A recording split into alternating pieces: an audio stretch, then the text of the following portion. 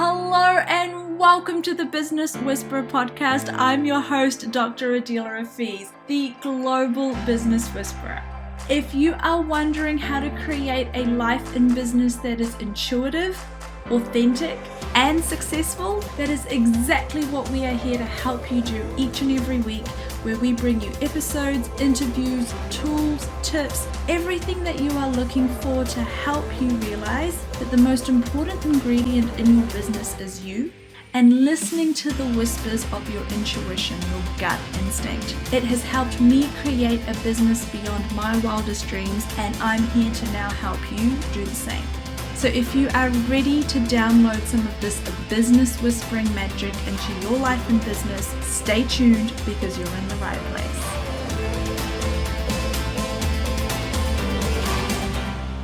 Hi everyone, it's Dr. Adila Rafiz back with another episode of the Business Whisperer podcast. This particular episode is part of a series of podcast episodes that I'm doing in the lead up to the 3-part Heal the Healer series that I will be rolling out very shortly. I am really excited about this full series. I'm really excited about the potential that it has to create healing, to create freedom, and hopefully some inspiration and encouragement to all of us that identify as healers, practitioners, intuitives, empaths. This series has been a long time coming, and in order to help you understand and perhaps realize whether or not you resonate with it and what it is that I will be diving deep into in that series, I'm doing this short series of podcasts. Today I'm going into one of the wounds that we will be going into in the 3-part series. So the 3 topics that we will be covering are the healer's wound, which we have another episode on, the visibility wound, which we also have another episode on, and today's episode, the validation wound. And this is actually what I think is one of the greatest things that is holding us back and that creates a lot of the, whatever word you want to use, whether you want to call it limitation, whether you want to call it holding back, whether you want to call it just not having that thriving life in business that you could have as a healer, practitioner, intuitive in the world. I think this is actually the biggest thing holding us back. And I wanted to get into that today. This is also the topic that I'm going to be diving into on the free call, which is live and interactive on the 26th of March. If you have not registered for that, please do. And please share this with anyone that you think this may resonate with, whether you are practicing and identify as a healing professional, as a practitioner in any modality, or you are part of the complementary healing or energy world of, working with clients. This is for you guys. It's also for people who identify as the seekers of the world, the intuitives, the empaths of the world, who may always have been affected by their desire to do more for the world or to contribute, or that you are highly empathic and intuitive and you pick up on a lot of what goes on in the world, and you haven't known how to reconcile that and how to basically deal with this ability, with these skills that you have, and you haven't ever thought about the fact that even though you might be an accountant, a lawyer, a stay-at-home mum, that actually these are components or these are characteristics that most of us have as healers. And so this series and the free call in particular is going deep into the clearing work, the healing work, the patterns and behaviors that I work with, not just for first timers, not just as an introduction to this topic. We're bringing you the work and the information and the energetic healing work that I do with very advanced and experienced healers and practitioners, my colleagues, my clients. A lot of my clientele are very established and experienced healers and practitioners themselves. So we work in the same field, and I'm someone who's kind of like the healer to the healers or the practitioner to the practitioners, because that is the niche that I've kind of gone into. So having spoken to you about all of that, what I wanted to share a little bit more about today is the validation wound. And the validation wound is the thing that will create you, if you identify with feeling like you've been a seeker your whole life or for a long time, you've been out there and you've been searching for more, and you've been searching for not just what resonates with you, but also what resonates with your heart and allows you to walk through the world gifting and sharing from your heart as well. And a lot of us have searched far and wide for this, and it's also something that can create a sense of separation from your community or from like when you grow up, if you went to school or you went to high school, you went to university, you might have felt like you cared about things that everyone else didn't care about. You were worried about the state of the world. You were worried about an earthquake that happened on the other side of the world. You were worried about the future. You were worried about people that you know were having a hard time, even if you didn't know them very well. These are some of the things that healers and empaths, these are some of the characteristics that you may have that you might have never kind of put together and realize that this is why you always were wondering why you didn't quite fit in, or no one else cared about the things that you cared about. This can then create the sense of looking for validation or looking for where is it that you do fit in? Okay, where is the people, the places, the communities that you do fit in? And one of the things that we do is we hold back. I know I held back massively my entire life and in my career, either as a chiropractor, as a professional, or as an energy worker or a healer. I did not use the term healer for many, many, many years. I didn't use the term healer until quite recently in comparison to how long I've been doing this work, because I was hiding from that term, but also I had no one to validate that for me, and it seemed like such an out there thing to say. And the validation wound is something that I found is one of those characteristics that, if you listen to my previous episode on the healer's wound, right? And it talks about the fact that I realized at some point after I'd worked with so many practitioners and healers, okay, this is not just a me thing. This is not just a one person or a 10 people or 100 people thing. There are literally thousands of us. And these are characteristics that 9 times out of 10 people who are like us experience these thoughts, feelings, and experiences. And so the experience of needing validation and holding back until you feel like you are seen and you are appreciated and you have the permission. You have the permission to step up, or you have the permission to do more, or you have the permission to go beyond whatever level or tier you'd been functioning to, and then you wait, and whether it comes from people that you love or someone you're in relationship with or colleagues or a mentor or a boss, when you're acknowledged and kind of given like the, pat on the back, you're doing a good job, this is great, you can go ahead and do more, or you should do more of this, then you suddenly realize, oh, okay, this is good. I'm allowed to do this. I'm allowed to be seen in this way. And I am validated for this. This is not something I'm making up. This is not something that only I think is a good thing. Other people are agreeing with me. Therefore, I'm allowed to do more of it. Therefore, I'm allowed to follow or go ahead down the path that I would like to, rather than the one that I've been trying to conform to. And the validation wound, the biggest, the saddest thing about it is it slows down, if not stops, our journey. And when I say it stops or slows down our journey, it's our journey to being able to offer more to the world, to being able to go deep into exploring and finding your gifts, your talents, the capacities you have as a healer, an intuitive, a psychic, whatever abilities that you may have, that unless someone else has it, can acknowledge them in you, can maybe teach you how to use them, and then allows you to move forward and then also do the same, but usually under someone else's format or guidelines or business structure. So we see very little leadership coming from ourselves, very little self-leading, because it has always been such an unsafe thing to do.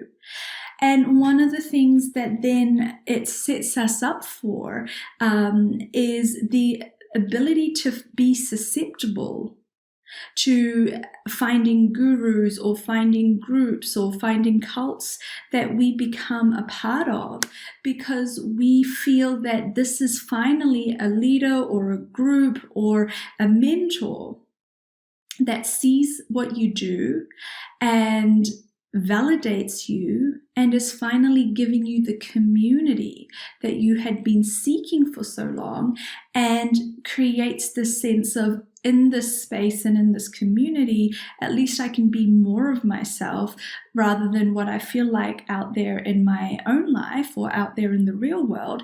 And no one is out there celebrating me, or no one understands the gifts that I have or the ability that I have to work with people, or to be a psychic, or to be a channel, or to be a healer. And these are some of the things. I've worked with so many practitioners and healers that have ended up in abusive relationships and abusive situations, because when you get a little bit of that validation and you finally feel seen and you finally feel heard and you finally feel like someone gets you, then it's very hard to leave, because the story we've created is, no one gets me out there in the real world. I can't do a real job. I can't do this. I can't do that. I can't operate in normal situations. So I need to stay in this situation, or I need to stay with this person, or I need to stay with this group.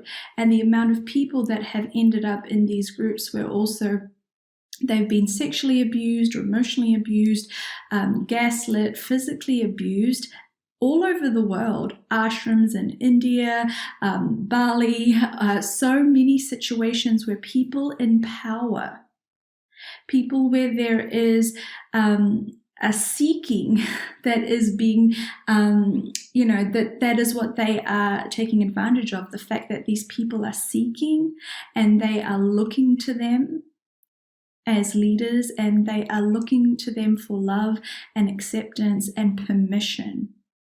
And this is the most important thing here, the need that we have for permission, because we just do not feel we have the permission to give to ourselves. And therefore that need for permission stops not only how you can show up and who you can be in your own life, and how true to yourself you can feel like you can be, how in alignment and integrity you can be with your true being. Not only does it hold you back from all of that, but the need for permission stops most of us from going out there in the world and sharing the work that we are able to do, speaking loudly and showing up, whether in real life or on social media, or getting your business up off the ground, charging enough. And that's where the healer's wound comes in. All of these wounds are interconnected. All of these things are interconnected. And again, I have to stress, these are not unique experiences. And I don't say that to diminish your experience.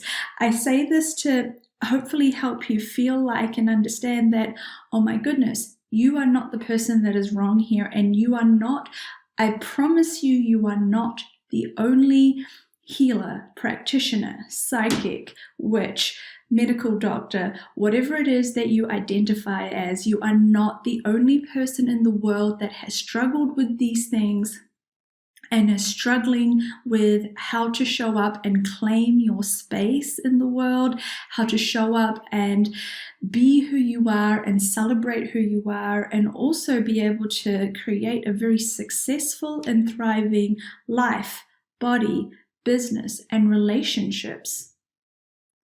And when we only do a small part of that, when we are only showing up a little bit, and this is starting to get into the visibility wound, which we'll get into in another episode, but when we only allow ourselves to show up as much as we think is acceptable, that will be validated, that is not too much for other people, that is the greatest disservice of all to ourselves, because we go through life feeling like we are never able to fully show up.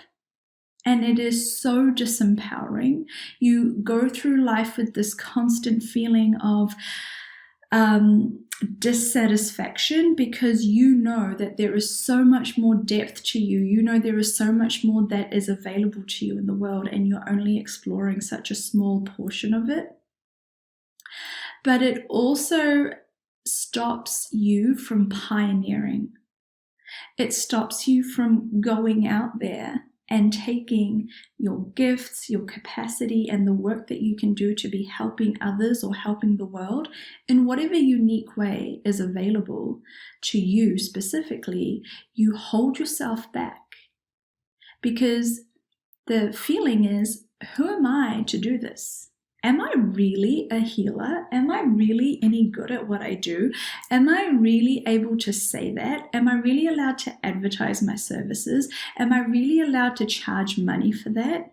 All of that self-doubt, all of that lack of trust, all of that lack of being able to follow through, and all of these trauma loops that I believe we have that get activated because when we lack that validation from within us, we've always searched for it outside of us.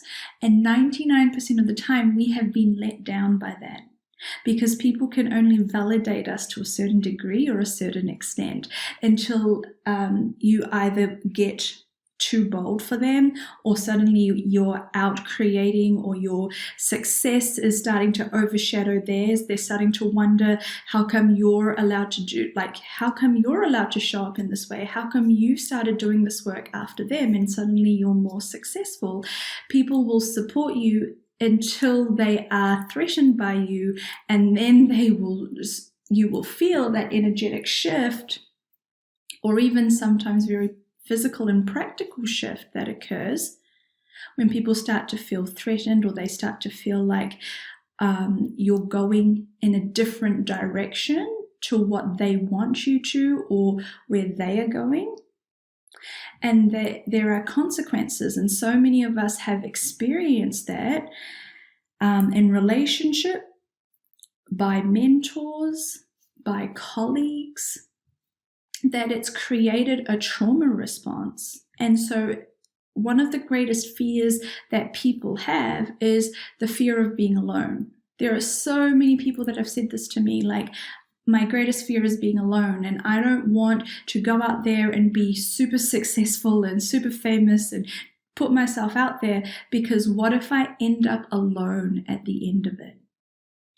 And so this fear of being alone is so strong and works into this need for validation that creates us always trying to not upset anyone, not rock the boat too much, not show up too big or too successful or more talented than somebody else that we're trying to keep in our lives.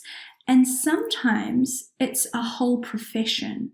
Sometimes it's a whole lot of colleagues. Sometimes it's not a specific person. It's this general feeling of, I don't want to be outcast. I don't want to be singled out. I don't want people pointing at me and saying, who does she or he think they are? Look at what they're doing. Look at what they're claiming. Look at how they're showing up. Where do they get the right to do this? And the lie that we've bought into is that someone else can give us that right. when they can't. It is our birthright. But again, I don't know anyone that was brought up or trained in that way, being told that they have the permission and the free rein to go out and do what they know to do and to create in the way that they can intuitively create, and to go out and share themselves and their gifts with the world freely. None of us were given that permission blatantly.